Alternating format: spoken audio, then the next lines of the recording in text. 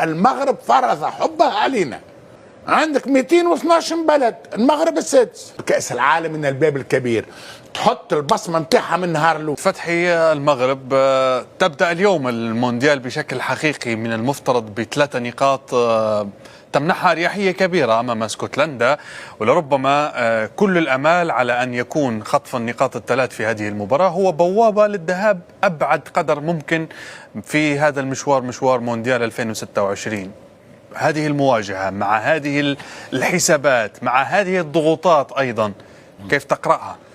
نقرأ أولا المغرب ما تخاف كم المغرب.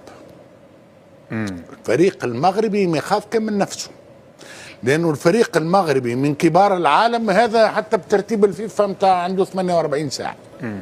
سادس فريق في العالم. ماناش احنا تقول مجاملة وعرب ونحبوا المغرب، لا لا لا، فرض حبه علينا. المغرب فرض حبه علينا، وبما انه فريق عربي ما تنجم كان تحبه وتشجعه، واضحة. الترتيب الاخير المغرب. السيد هو الوحيد اللي كتحس به كيهضر من قلبه بدون نفاق وبدون زواق.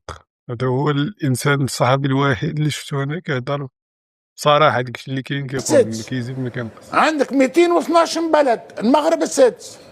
كيوش على اللي يجي من بعد، اللي يجي من بعد لوج عليه باللوب، مش لوج عليه بالفتاش.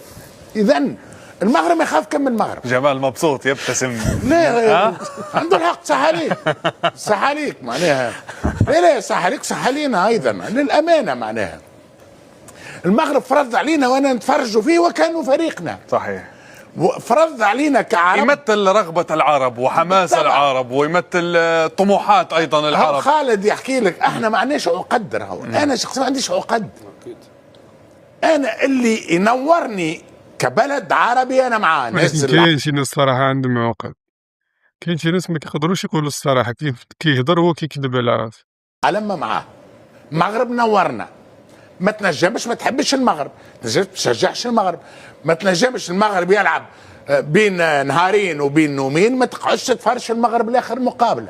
سمحت، فرق اخرى يجيك النوم وترقد، يجيك النعاس. اذا قلت لك المغرب اليوم فرض نفسه، واليوم المغرب عدو الاول هو المغرب. التواضع، التواضع، تطالبه بالتواضع. التواضع. خاف يقول لك احنا البرازيل مش احرجناها، بالبرازيل وكنا قاب قوسين ان ننتصر عليه، وكنا نجم ننتصر على البرازيل. فاسكتلندا شكوني؟ لا ترد بالك، نبقاو ناس متواضعين، كل منافس نعطيه حق. اسكتلندا راهي الكره الانجليزيه، اسكتلندا راهو لاعبين الكل. ما كنتش تحبذ ان تبدا المغرب بمواجهه البرازيل المونديال؟ لا بالعكس، خلي تدخل كاس العالم الباب الكبير. خلي تدخل كأس العالم من الباب الكبير، تحط البصمة متاعها من النهار الأول، لأنه الناس الكل زعمة احنا الكلنا الحقيقة، وأنا وخالد. هل حيعاودوا نسخة قطر ولا لا؟ صحيت الكلنا 2022 قلنا هي استثناء والمغرب وربما وكأس عالم مش كيما كذا، ولكن جات مقابلون من البرازيل. ترى زعما هذه المغرب تاع 22 لقينا مغرب الأمان أقوى من 22.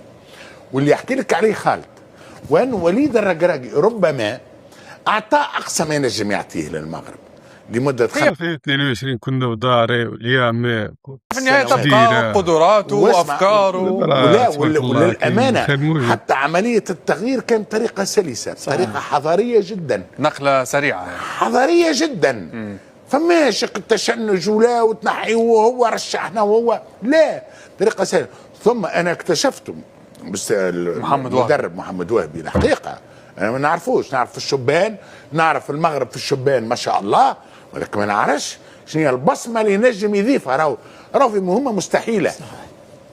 معناها تجيب مدرب، وخالد مدرب ويعرف، تجي أنا تعطيني فريق في القمة وتقول لي يا دربه القمة وصلنا نصف النهائي، شو معناه؟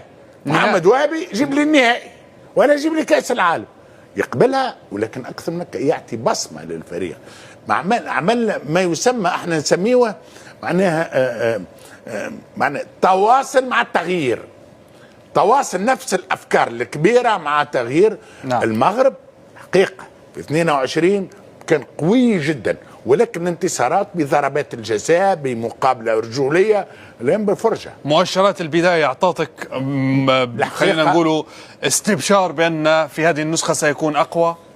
هذا البدايه تعطيني هكا واللي ريناه المؤشرات وانه المغرب ممكن يمشي لبعيد. تبقى ديما راهو كرة القدم ماهيش علم صحيح اكيد، وكرة القدم نتيجة تنجم تغير كل شيء، ولكن نتمنى وانه المغرب يبقى سقيه على الارض، مش البرازيل ومن بعد اسكتلندا. نعم، اسكتلندا اصعب من البرازيل اكيد.